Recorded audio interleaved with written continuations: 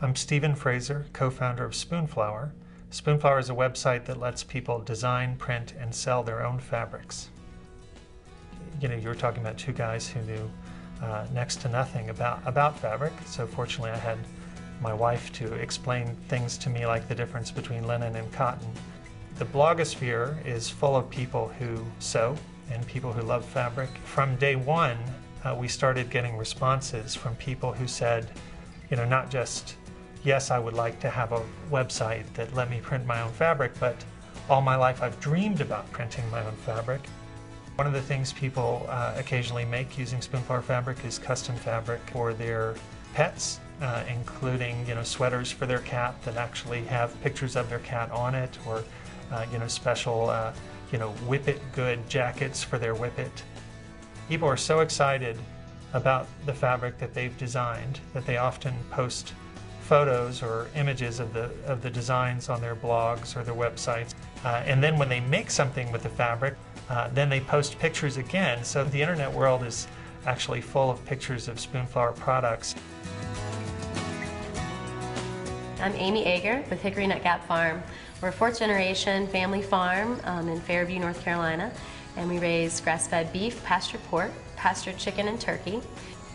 It is a small mountain farm. We're not one of those 6,000 acres of cotton and things that you might find in the eastern part of the state, but we use the resources that we had available to try to make a business grow. The time frame from a calf being born to being ready at a harvest stage is about 2 years, and the production model that we utilize. And so we source from about 10 different farms at this time and pool our resources together that way and have producers that raise animals to our protocol. We were fortunate enough to have Asheville as our market. You drive around Asheville and there's local food stickers all over the back of everyone's car, and it's a movement that has really brought the consumer and the farmer together. For us, raising our 3 kids on the farm with the pasture out our back door and the cows out our window, it's been a wonderful lifestyle. I'm Sumit Vora. I'm the CEO and Chief Drinking Officer of LoneRider Brewing Company. LoneRider creates well-crafted craft beer for the Raleigh, Durham, Chapel Hill, and surrounding markets. My first undergrad was in computer science. My grad was in computer science. Worked at Cisco. Cisco is a great company. But we got to a point where me and my partners were like, we want to do something we really liked. So I had 2 passions, beer and entrepreneurship. And this was the best way to combine them. We wanted to create a rebel and outlaw identity. It reflects in the type of beers we create. We usually come up with the story behind the character. And then we come up with the name along with it. Shaka Betty is a young widow. Husband died in a mining accident. She can, you know, kick your butt anytime she wants. Josie is seductive. She lures you over, steals your money, and runs away. So it's an entire series of connected characters. North Carolina is the state for Southern beer.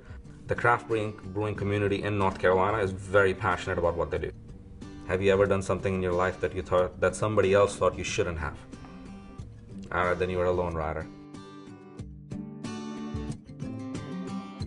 I'm Lori Winters. I'm Director of Marketing at Replay Photos, and our company works with the top collegiate and professional sports brands to sell that photography to consumers. We all love sports. There's a pop shot in our office that occasionally there's been some pretty intense games. We really spent the first probably 4 or 5 years of the company cleaning up what was a mess in the collegiate world. There were handshake agreements in place with photographers. The schools weren't necessarily sure whether or not they owned the photography. There are probably 10 photos that 80% of the people buy. For example, NC State fans love a picture of Jimmy V.